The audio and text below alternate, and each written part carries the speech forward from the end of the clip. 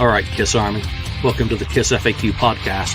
Thank you for giving us your time today and letting us into your head. I hope we don't do any damage. This is a Kiss-related podcast by the board, for the board. We hope that you enjoy.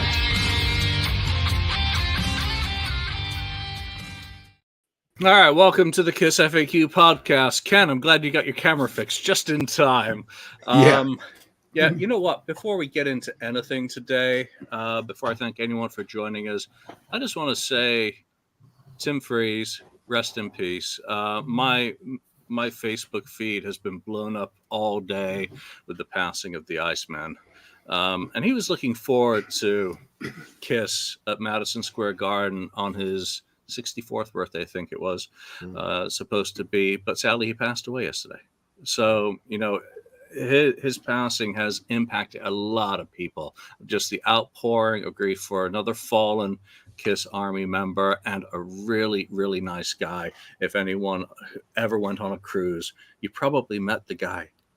And if you're lucky enough to be friends with him, well, you know, count your blessings and savor those memories, because there really was not a nicer guy out there. And there's just positivity pouring out with all the other stuff going on. So, Tim, you know, it's going to be impossible not to think of him at Madison Square Garden and all the other members of the Kiss Army who have passed on, sadly.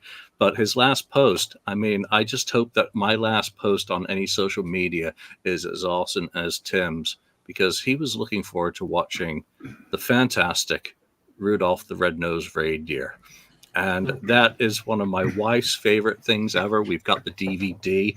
We were pissed off last year when it went over to iTunes and wasn't available for viewing, and couldn't be bothered to get the DVD out.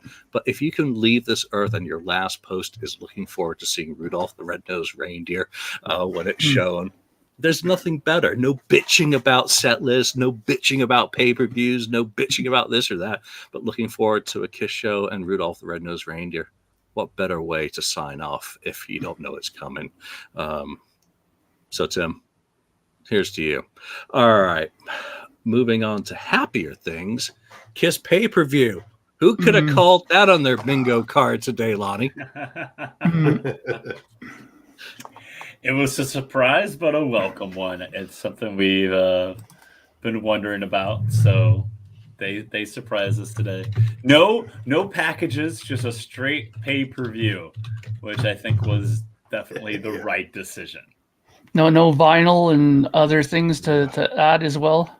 No pins, no t-shirts, no vinyl, no platinum pay-per-view package. No Guinness Book of World Records guy to preface the show or anything. Well, we'll find out. You know what? It's a shock. It's really late notice as well for that. So there was probably a lot of business shit happening in the background to get it happen. New York City, it is a union town. Madison Square Garden is very strict. There are venues. I'll talk about strict venues when I talk about seeing Kiss at the Hollywood Bowl.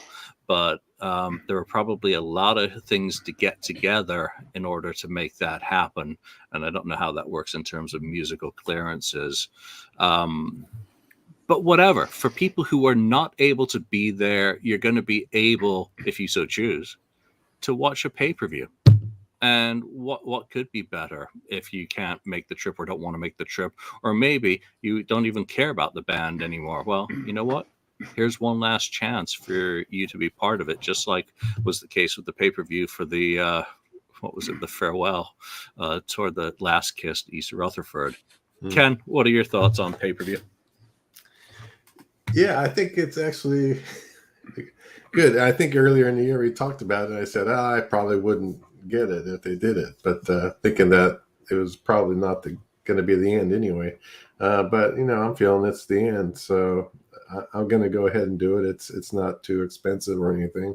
And I don't have to worry about thinking I'm going to get some other package with all merch and stuff like that. It's just going to be the video and you know, I'll watch it. I'll check it out because it may well and probably be the last Kiss, you know, concert. Yep. Mark, how about you?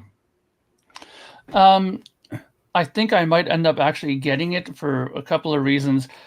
Mainly because my Toronto show that I'm supposed to go to looks like it might be falling through for me because the guy who's supposed to be going with me, he might be out of town on a business trip for that time around there. So I might not be able to go to that. But if I can watch this, at least it'll be a way to check out the finale of the show. And I'm guessing if there's a show to see on this tour, it's probably going to be that one, right? So I think I should probably get in on it, Yeah, I'll probably still get it. I think it's got a replay available on it. I just need to check that it does. If it does, I will probably get it so that I can replay it.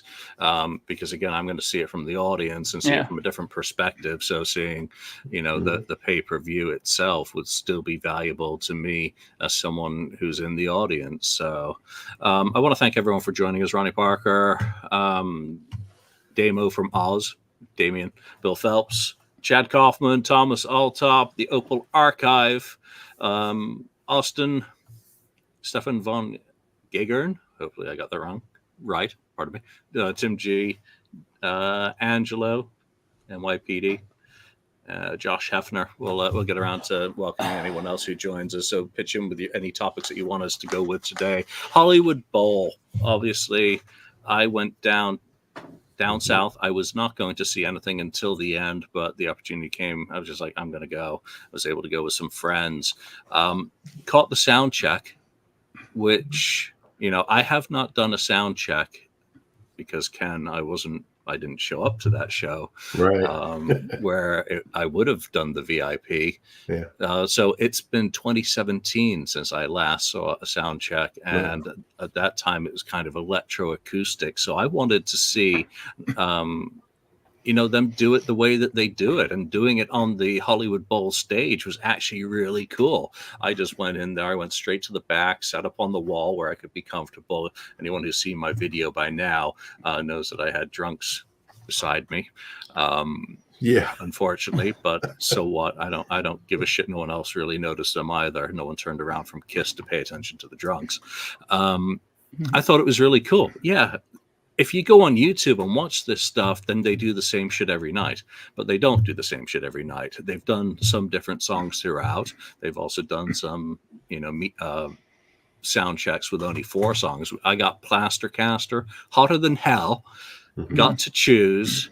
Oh shit, I can't remember now.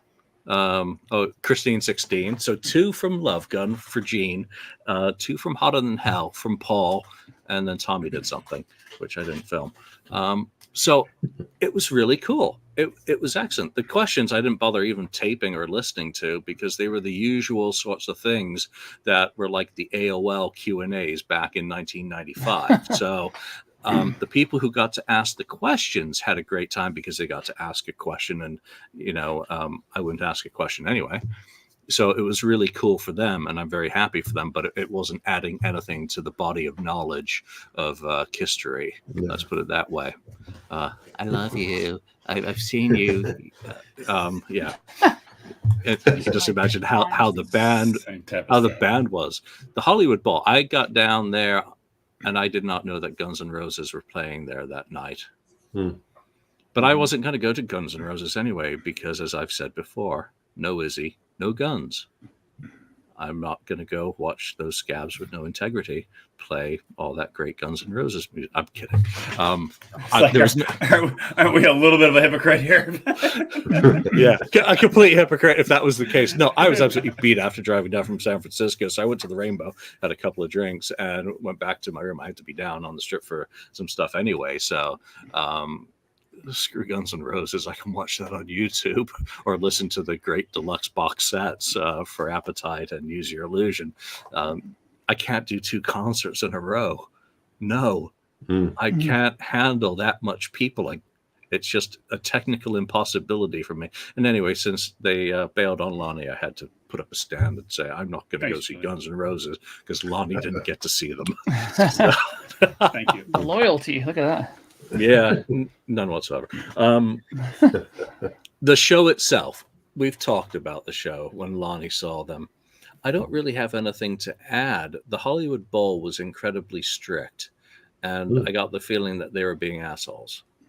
Really? I didn't see Keith running around with his camera, and I didn't see the after show photo of the audience. So I don't know whether that happened or not. The show was the same as everything else, but I have not seen Kiss since March 2020, right before COVID shut everything down. And I enjoyed the living shit out of the set. The Hollywood Bowl as well. I ended up in a box, so I had a fucking waiter bringing me coffees, which was Nice. really. Yeah, I'm at a Kiss concert drinking coffee with a waiter. I mean, wow, that's just- kind of posh. Times Just- have changed. times have changed when you want a coffee at a concert, not a beer. Stay awake. The venue is beautiful, and you're in like a legendary venue. Come on, now I've done the Forum, I've done the Hollywood Bowl, Madison Square Garden on this tour, and it really was. It did feel like a special occasion, but it was packed, and I've heard all the songs, but it was nice to hear. And one thing I'll say, Paul sounded okay during the sound check. Again, I love Got to Choose. I didn't come out of there pulling my ears off, feeling abused. The show itself was absolutely amazing in that confine of the Hollywood Bowl, which is just like a big dome over the stage that's, more structured for orchestral stuff. So it was very cool. I got Making Love, obviously. I haven't heard on the tour before either. I sat down and didn't bother paying attention to Beth, just like Shock Me. It's fine for what it is, but I thought it was awesome.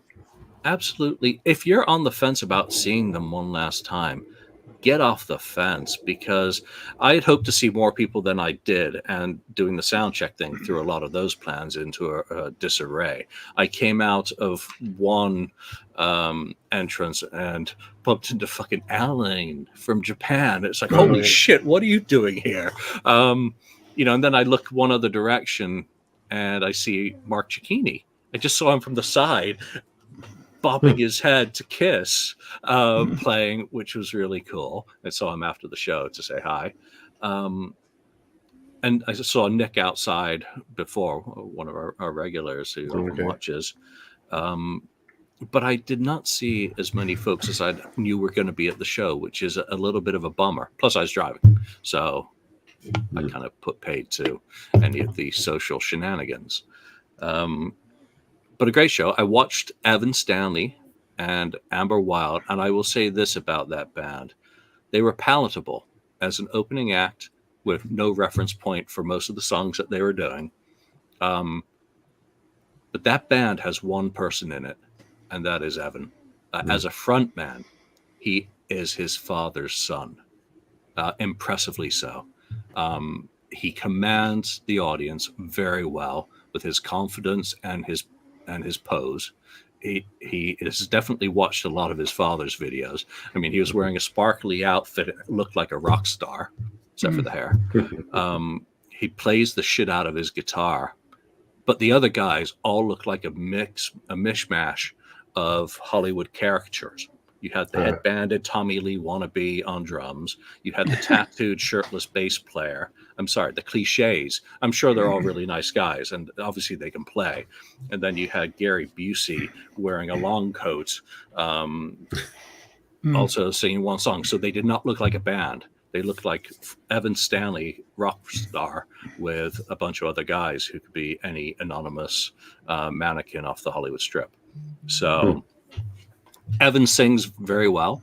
The songs are catchy, but not memorable. I can't remember a single lick or riff from them, but I wasn't there for Evan. So, yeah. Amber Wild is perfectly fine as an opening act. For accusations of Nepo Baby, who gives a shit? Paul Stanley wants his son opening for him on the final run of Kiss.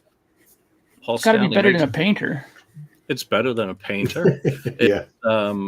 It's better. Well, it's not better than David Lee Roth, though some will say, well, it probably is better than David Lee Roth, because David Lee Roth's vocals and what he's doing to some of the songs ain't quite, ain't quite right. Well, they're not looking. It's not what people are looking for when they hear Van Halen hits. Yeah. And it's not like he's coming out and doing Shy Boy or Ladies Night in Buffalo or Just Like Paradise or whatever. Some of the more obscure DLR stuff, none of which is that obscure. So, it was really, really fun. Oh, also saw Derek Christopher, promoter of Atlanta. Derek, it was great to see you. He's looking remarkably healthy for someone who worked with Vinny. So, someone who did successfully pull off an expo with Vinny Vincent. So, always good to see a survivor. So that's it. I don't really have anything to say. I do have one quick piece of video, and I'll just play it now. Fire.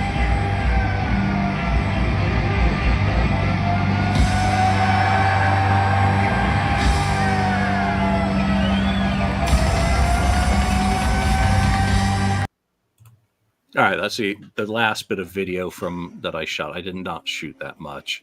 Obviously, for the Goldmine review, I had to pull 4K a video grab for that cool ass photo of the pyro exploding all over the place. I'm really glad that they used that because I didn't know that was going to happen.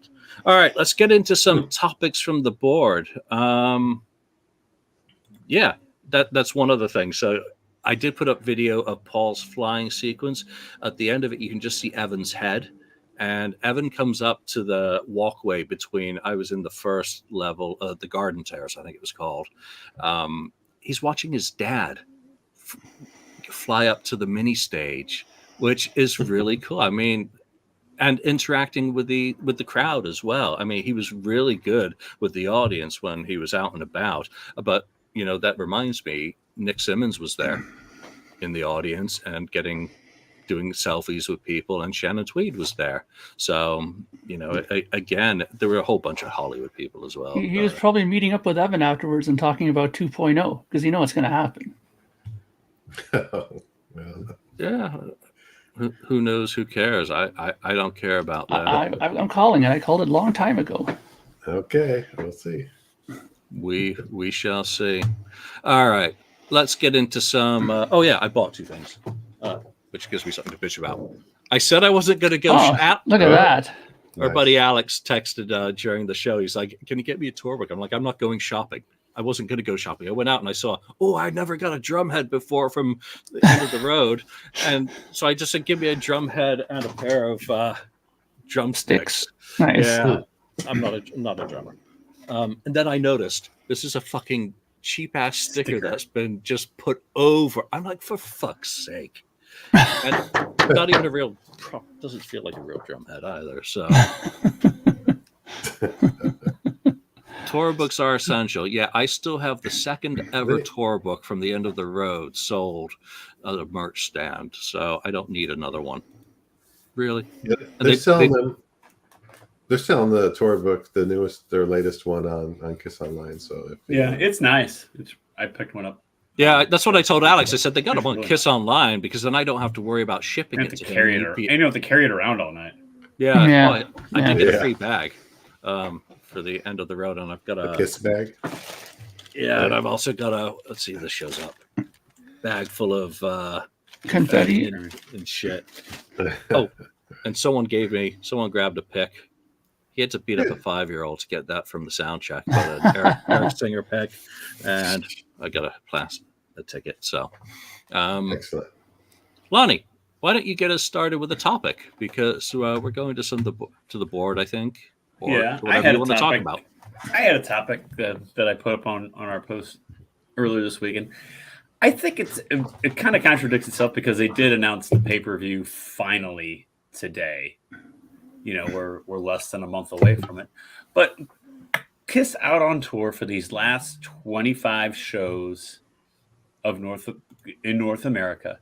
The kings of marketing have nothing to promote as they're going through these last 25 shows across the country. No new box set like they have the last 2 years. No new DVD. No new Kiss merchandise of any type of, we have this shiny object over here. Don't forget. And, you know, Kiss is getting a lot of media coverage and all these towns that they're going to. But these kings of marketing, that is the band, has nothing physical to promote along the way, which I find extremely odd considering their history of, well, the concert tickets aren't enough. You have to buy this other product as well. Now, today we did finally get the pay-per-view, and we kind of went around the horn and we all kind of said, yeah, I'll get it. And I think most people watching this are going to do the same thing. But I just find it really strange. And I know that there's the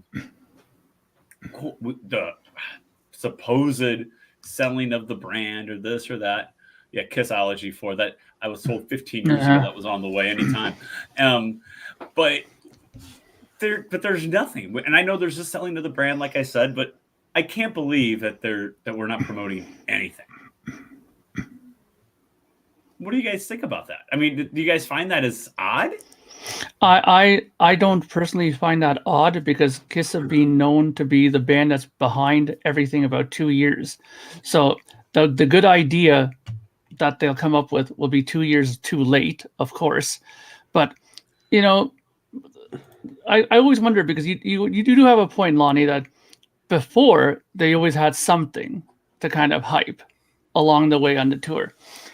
And this time they don't, which again leads you to wonder, you know, what's really going on behind the scenes. Are they really in serious negotiation with anything about their name, brand, and this and that? Can they not do anything besides what they already have going on there?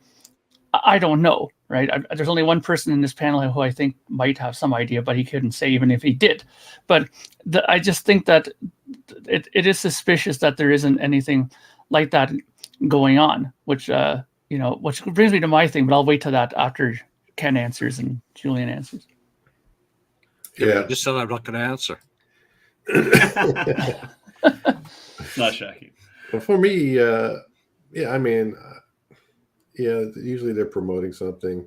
I'm hoping that maybe they announce something on the last day or December 1st or 2nd of a box set, or something like that, and it goes on sale at that time.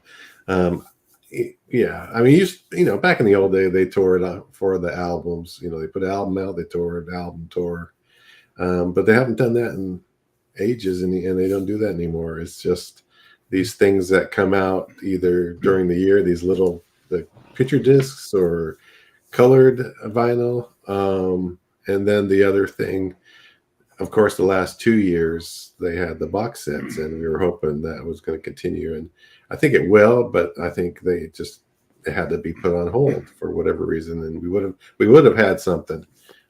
So we just we're just gonna have to wait and see what comes out. It may not come out until I'm thinking, maybe it's something good, and they'll do it like on the release of the anniversary of their first album release in February. 50th anniversary. Hopefully it's something like that. There's not enough time. It would have to be announced, nearly imminently for something to happen. And we would have had probably a squeak out of one of the big mouths about some project happening. I don't know what's going on.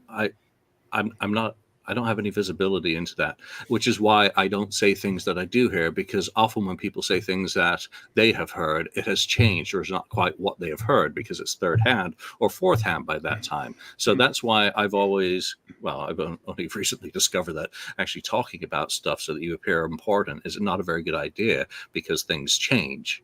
It's business. So I don't think you can blame Universal. I don't think you can blame Kiss. I don't think Kiss has come out and actually even said that they're selling the fucking brand or that. I think that's a construct that is made up by the fans or maybe assumed by certain fans. It may be true. It may not be true. So I don't know. There has been product. We've had all these anniversary albums this year. I just received my Psycho Circus picture disc. Thank you. Which arrived in perfect condition. So I'm two for two on the Alive 3 and that arriving. Which I then decided, why the fuck did I buy that? I don't even want any more copies of Psycho Circus. So I don't think we know what's going on. I think there's a lot of assumptions of what possibly could be going on, because you read about it nearly every week of some legacy act selling their catalog and bands getting old and whatnot. But I have no idea. And again, if I did, I wouldn't fucking say it because I don't speak for them. Exactly. Yeah. All right.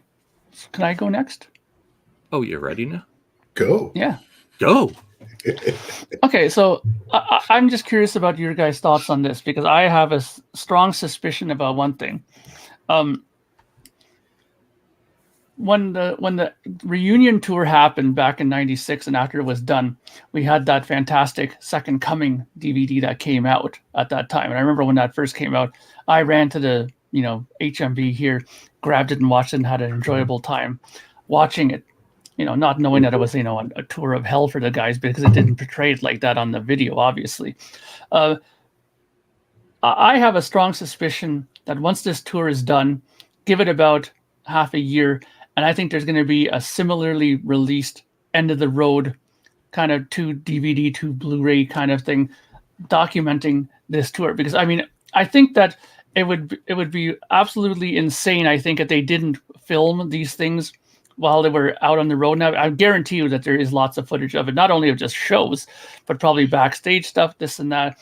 And I think that, like Julian said, if there was something that they wanted to do on the road now, it's too late, because it's, it would have to be something really quickly done. But after the tour is done, they could compile all the stuff that they had over the last, 5 years or 4 years or 3 years or whatever it is to do this, and put together a really good DVD or Blu-ray release from that. I'm just curious about what you guys think about that, because I think that's one thing that I would definitely believe is possible to happen, and would make everybody happy. Universal, their parent company, or whoever is the one that they're under the umbrella for DVD releases, and I think KISS would be, happy to do something like that as well. Something that I think that they would want to have to document the tour. Your thoughts? I'm nearly certain that there will be an end of the road documentary. There was a videographer on stage with them. I don't know if it'll be Netflix. It'll be whoever pays them what money they want in order to, cover all the costs of, the construction. But there was a videographer on stage with them. There was one around at Hollywood Bowl. I'm sure it's been the same at other shows, capturing footage. I think there have even been some tweets by people in the industry. So I think that's nearly a given that footage is being captured. Now, the business side of it is a whole different kettle of fish, because they will want to be paid in advance, and there will be costs involved in putting it together. Editing doesn't come cheap, and making something look good. I just want to go back to the Hollywood Bowl before I turn that over to the other guys. Mark, I think you need to make sure you do go to Toronto, because a lot of the new sequences and video footage in the background is absolutely fantastic. I did post a picture of the Rock and Roll Over-ish type stuff, but I was also a very naughty boy, because there was footage being shown that I was shouting, "Strike!" Waiting for Mr. Loomis's daddy to come by and hit them with a copyright, because I'm pretty sure he's had that footage taken down off YouTube, claiming that he owns it. All right. Ken, documentary. Yeah, the documentary, I know Gene said that at the beginning of one of those. I watched one of those videos, maybe it was your show, where he said, Gene mentioned that they were filming documentary. I don't know if it's part of Netflix or something else. If there still is the Netflix biopic, whether that's happening or not, that'd be a good way to promote it, to first have a documentary of their 50th anniversary tour or whatever, as kind of gain interest into KISS, and then they come out later with the biopic, kind of as an advertisement kind of thing. I don't know if that's happening or not, but that's just something I thought that could happen, unless they canned the biopic and just went to a documentary instead. that's also a possibility too. So, but I'm hoping both would happen. Yeah, really, biopic. You have great confidence in Netflix, don't you? I have zero confidence in Netflix. If they can do a Motley Crue one, they can do a Kiss one. Yeah, it'll end up being as bad as that Def Leppard one. Lonnie? Yeah, right. I don't think, and I think there will be something, some kind of DVD, Blu-ray highlighting the last show, maybe highlighting these last string of shows.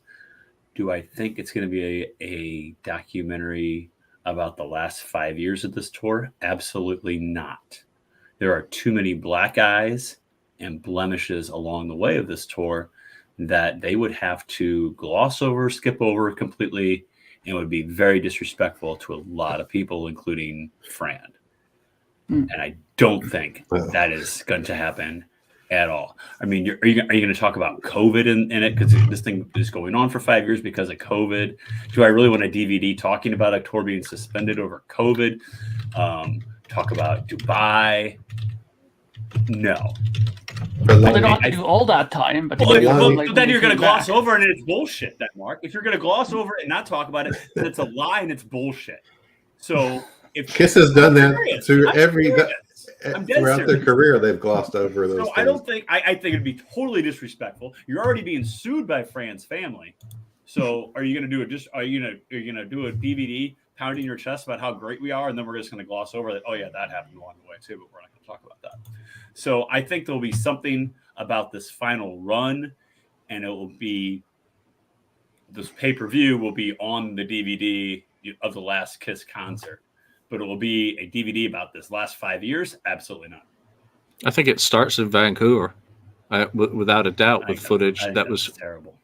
Yeah, well, I think it'll be maybe an advertising piece for Steriwave, which are what they're using now. They have these nasal injection things that puts up cleaning fluid up the nose, and it actually uses a light to activate. They're actually using this on the road, and that's a Vancouver Sun article because it's a Vancouver-based company. So post-COVID, they've been doing that to kind of try and stay healthy, apparently. And Doc is quoted directly in the Vancouver Sun article on that. But I think it has to start in 2019 and explain why the end of the road has been so long. But I think they will jump forward to just this final run. So I think they will gloss over the previous 4 years. They will probably do little flying sequences. We went to Australia. We went to Dubai. It'll be glossed over as part of the history. This is Kiss, man. They're going to do it. You watch.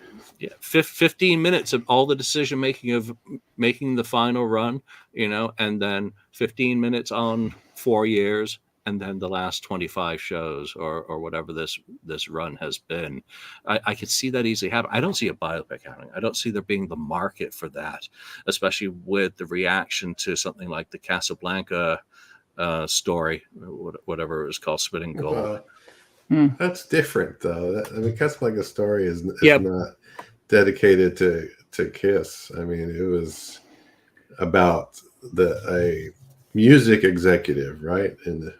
There's a track record, though. There were 5 people at the Detroit Rock City movie in 1999. There were 2 people at the Spinning Gold in this last year. I mean, it's true. I mean, I think the numbers speak for themselves. It's true, but I think a documentary but a biopic would do better than all of those. So. Yeah, here we are at the end of the road, and the Beatles and Rolling Stones are releasing new music, and Aerosmith and Kiss are done and can't get their shit together, and haven't been able to for years. I mean, I just read the Brad Whitford interview, which basically said why the last album was a clusterfuck and why they can't record because they're a clusterfuck. And I don't think it's that much different really than the situation with Kiss, in that obviously Paul's vocal is something that I don't even think Peter Jackson can help at this point, because it just wouldn't be honest, and he wouldn't want to go through that to fake it or go through the studio trickery. He's doing the best he can, I think, to get through the road. But Lonnie's absolutely right. I think there'll be a package, end of the road. we're getting the pay-per-view, so there will be cameras in the house, obviously, for the final show. Does that translate into a live album that sounds anything like the actual shows? That would be a first.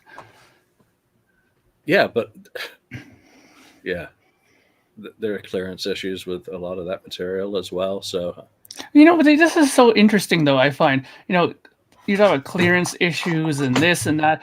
Back in the day when Kiss was putting out a Kiss Alive and one Live 2, they didn't have to think about clearance issues and all this other shit and stuff like that. Now it's become such a big business, all this stuff now, that to do anything, like for them to fart, they probably have to write a piece of paper and sign it with a lawyer in front of them. It's unbelievable, like how wrapped up in the business this stuff has become. I mean, the publishing hadn't been sold. It was all still controlled by the same parties, and all the members of the band were part of the same partnership. Everything was in-house.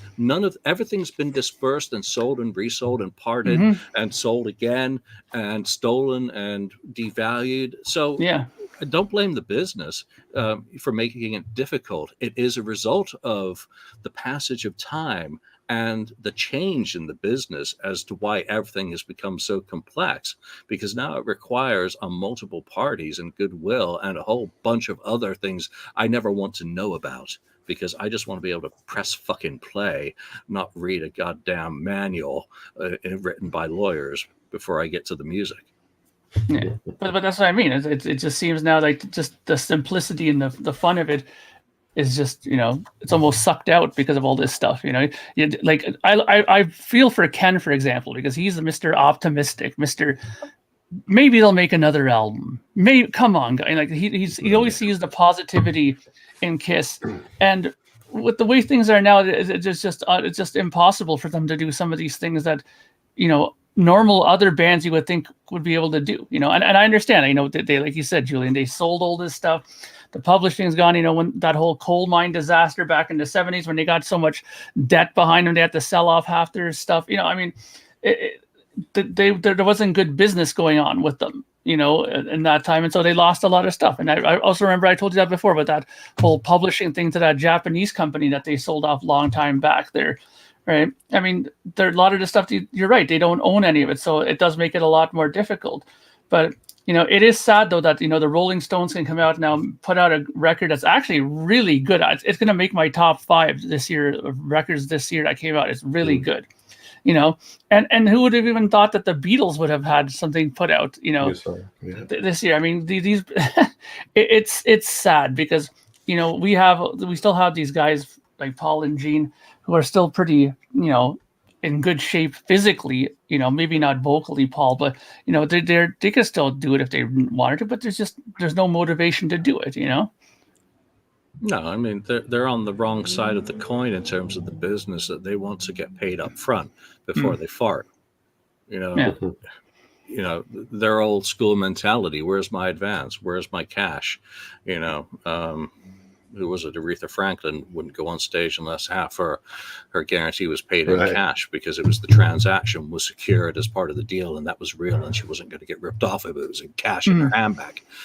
So I understand that mentality, because what artist doesn't want to get paid for their art, especially in a environment where Taylor Swift re-releases 1989 and earned 15 cents on Spotify for 10 billion plays. It's like stupid like that. It really is insulting the industry to the artist. It's why, again, Taylor's re-recording her whole catalog to control her art so that she can do what she wants, because her catalog was sold behind her. But this is not the Taylor Swift podcast. And Ronnie Parker put up a very good reminder. Who's been watching some of the stuff? Ace Frehley filmed a video for the 10,000 Volts title track yesterday, and you could have heard a little peek at the music, a little sample going in the background. So Ace is doing a music video that can't be shown anywhere because MTV only shows idiots. Yeah, I know they said they delivered the tapes or whatever to the record company, so it's in their hands, and it's only a matter of time, I guess. February, I guess, when it's supposed to be out. If he's filming a video, at least a single's imminent. I was going to say there must be a single. And I think he said end Very of soon. November. Maybe he should adjust that date to maybe December December 2nd? Exactly. I was thinking the same thing. Yeah, that'd be. I wouldn't be surprised if that happens. All right, who's Yeah. up next with the topic? Yes, Ken would be next, I guess. I did have something. It was kind of something I was thinking about regarding, the Kiss anthems. What are your 3 favorite Kiss anthems that are not? That's the key point here. That are not Rock and Roll Night, Shout It Out Loud, or I Love It Loud. So 3 favorite Kiss anthems that are not any of those 3. One would have to be God Gave Rock and Roll to You would be one for sure. Okay. I think that would two fall more. into Produced it. by who was that produced by? By my good friend, actually. He's the one who produced it. Actually did a good job. Beautifully done. He's Yeah. the one that hacked your Facebook account. Yeah, probably. He's the one who probably got attacked me there, thanks to all my fine comments I made to him. But other anthems, I mean, I think I would have to agree with Damien there. I think "Turn On the Night," which is one of my favorite songs off of Crazy Nights, is definitely another one as well. But I'm trying to think of, for me, the anthems came to me rather easily from the later period. I mean, the earlier period, I mean, you right away think back to Rock and Roll Night, right, and stuff like that. But if I have to say one more, I don't know, maybe "All Hell's Breaking Loose." Okay. Ooh, I was just listening to that today. Yeah, Live in Good song. Toronto. I love it. So that's a few. So what? I mean, Lonnie, do you have 3 I anthems? think God Gave Rock and Roll to You is essential. I think I have to throw I into the ring. Also. Oh yeah, there you go. Yeah. Lonnie wins. That is a talk about get yourself fired up type of Kiss anthem.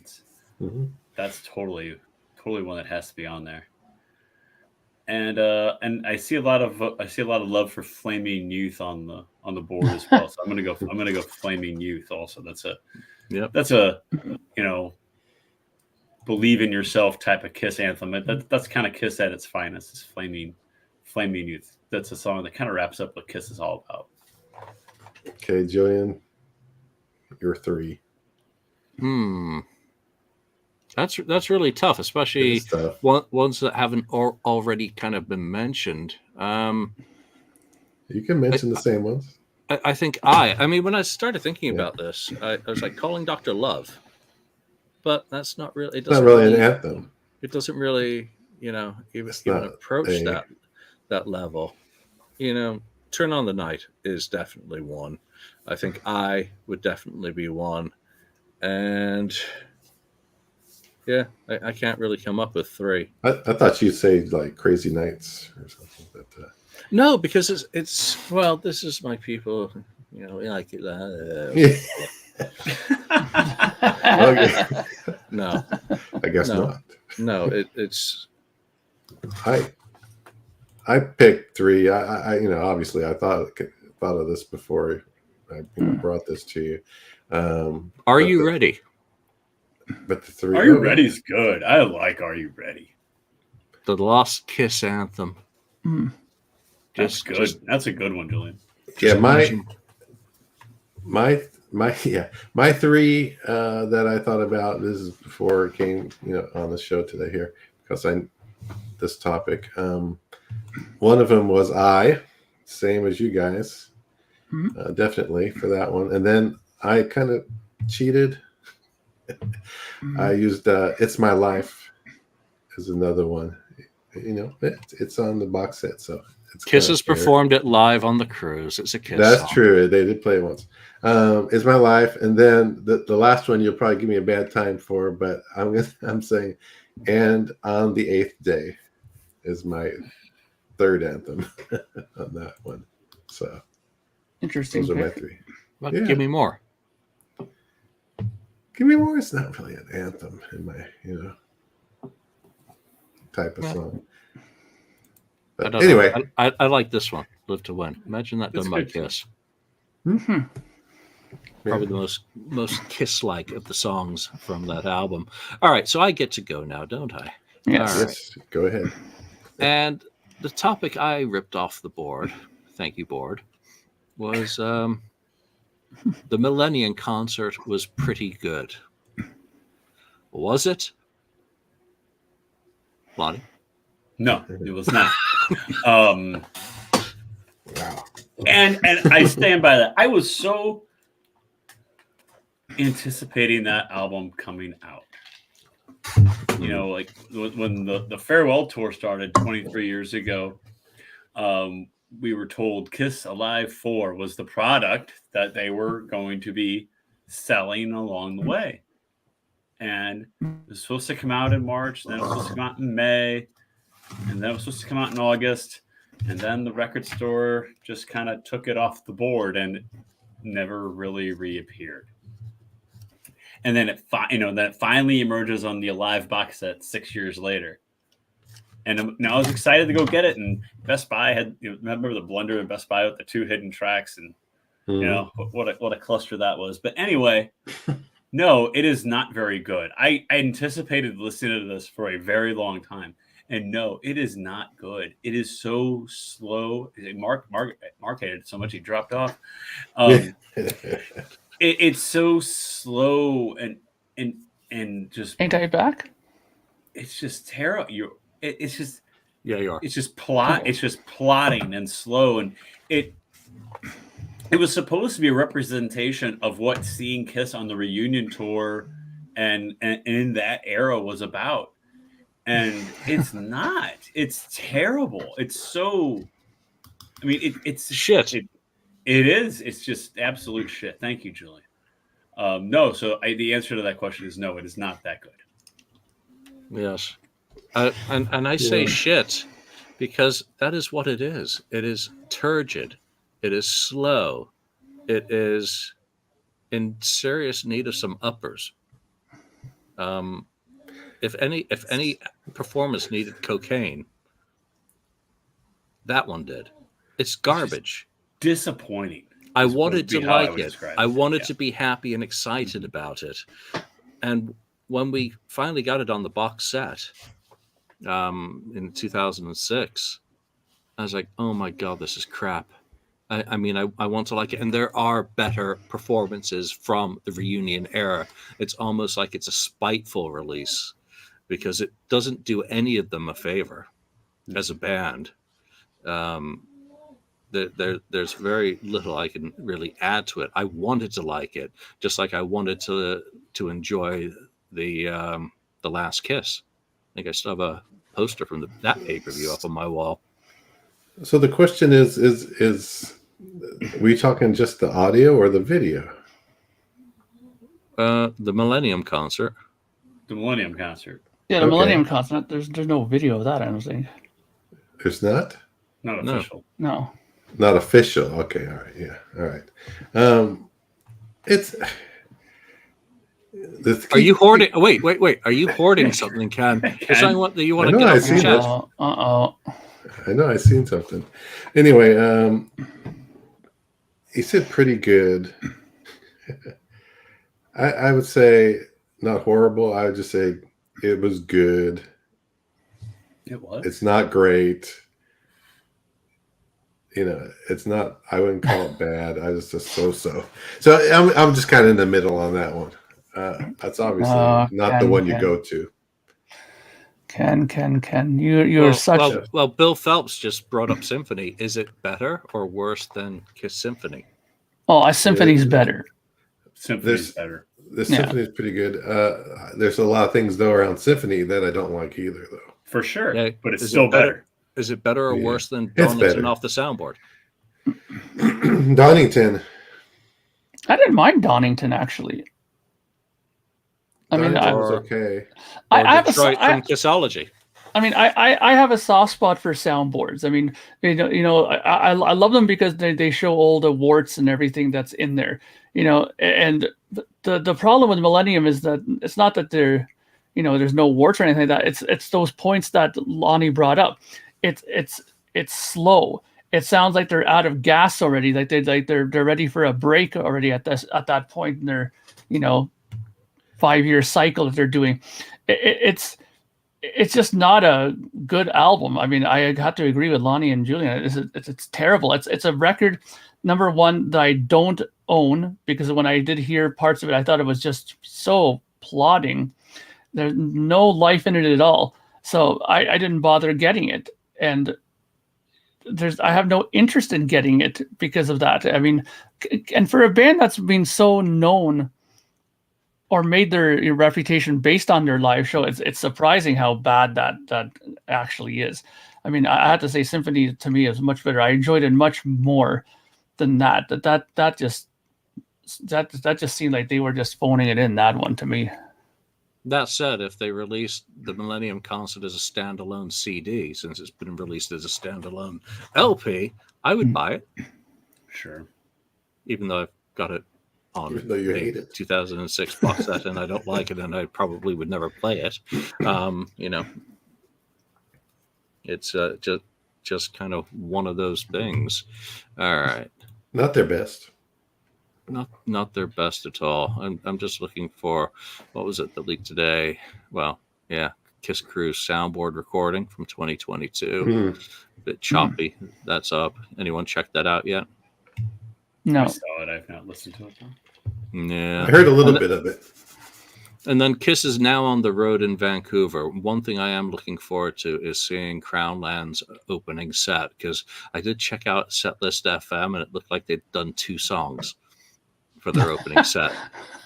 Two songs. See, that's the sign of a true prog band right there. Yeah, 17-minute song and a 12-minute song. Because one thing that did strike me at Hollywood Bowl was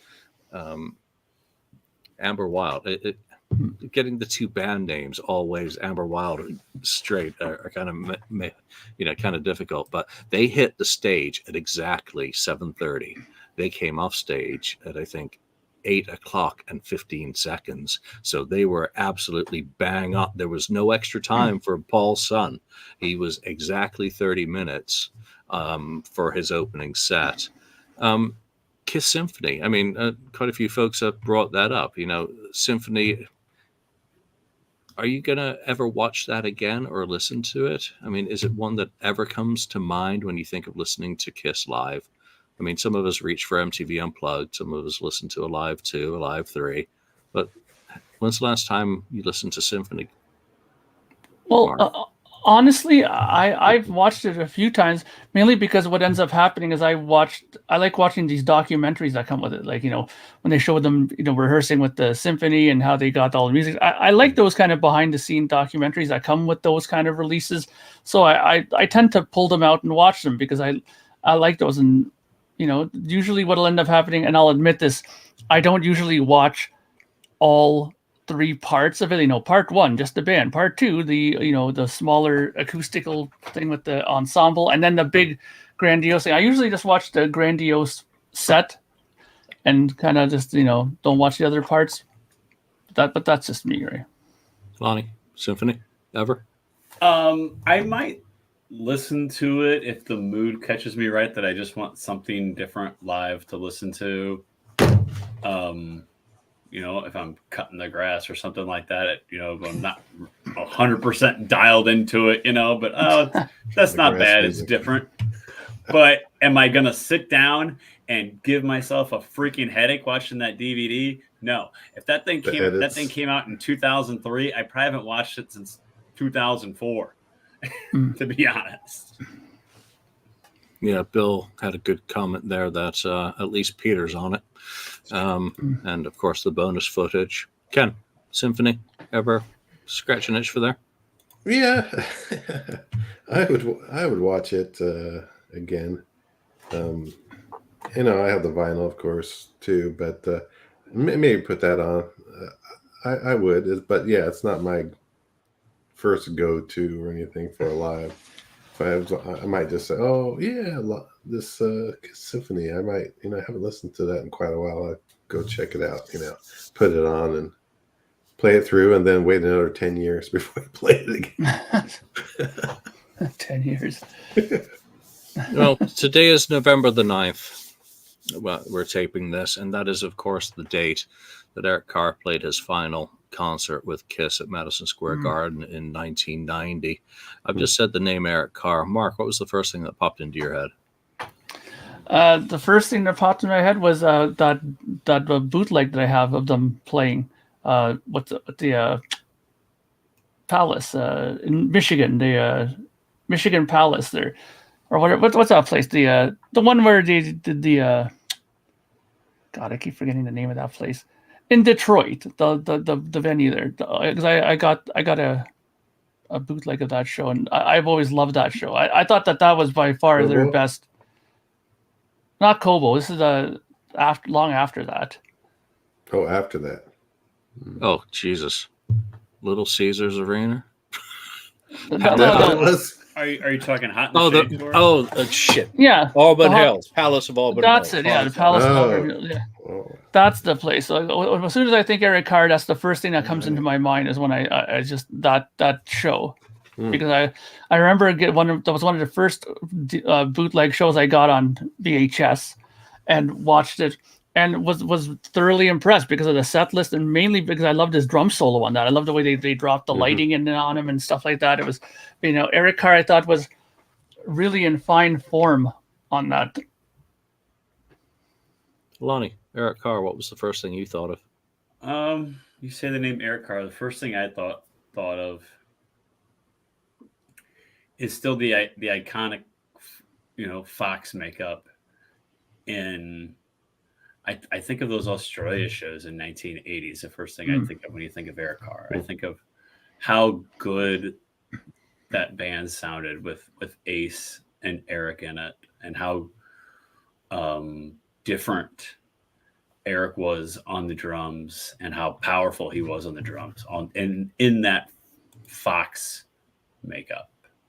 The second thing that came to mind was God Gave Rock and Roll to You was right behind it, and how he played his heart out in that video, and how dedicated he was, and how much he wanted to be in that video at the end. Yeah, for me, I've been listening to Lick It Up soundboards all day, so it's kind of hard to not immediately think of Young and Wasted live, and the first time he got to sing that.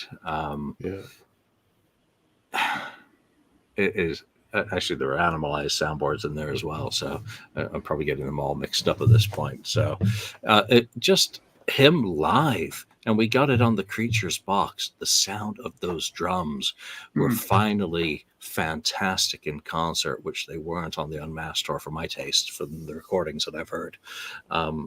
What a powerful drummer he was, and just his personality. That was one of the questions that Paul was asked at the Hollywood Bowl about his memories of Eric Carr. And I didn't tape it, and I kind of wish I had, because I now can't remember exactly what Paul had said, other than Paul was incredibly thoughtful. He paused before answering the question. And what he said was about Eric Carr's interaction with fans. And I never got to meet him. And I think a lot of people have kind of said over the years how incredible he was and how willing he was to interact with the fans, and how he never forgot that he was kind of the luckiest guy alive to join a really big band, even though it was past its sell-by date to a certain extent, to be a part of something so amazing. So that's what I think of. Ken? Yeah, I just think about all the times I got to see him live through the 80s. Just fantastic, and just about how it just seems like it's just always a great guy. Hard worker, that sort of stuff.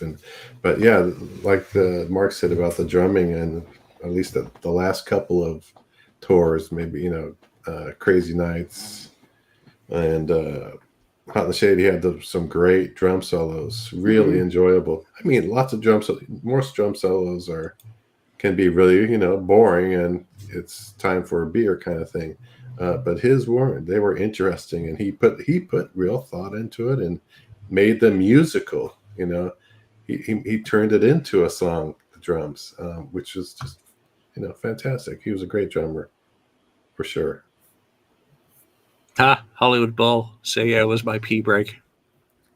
Ah!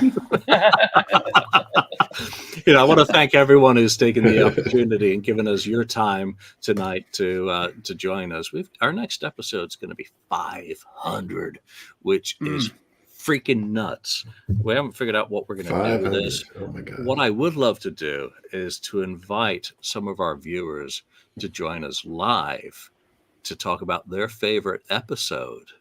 And then we can quickly ask you about becoming a fan and, just, try and get quite a few people who join us regularly who want to come on video live.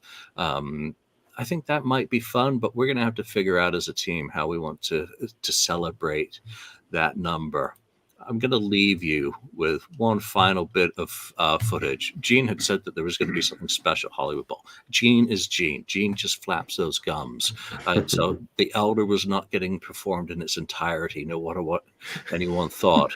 But there was an extended fireworks show at the end, and I just grabbed 18 seconds of that. So before we sign off, just enjoy 18 seconds of fireworks from the Hollywood Bowl. But for now, from Lonnie, Mark, Ken, and myself, thanks for joining us, and we'll see you next time.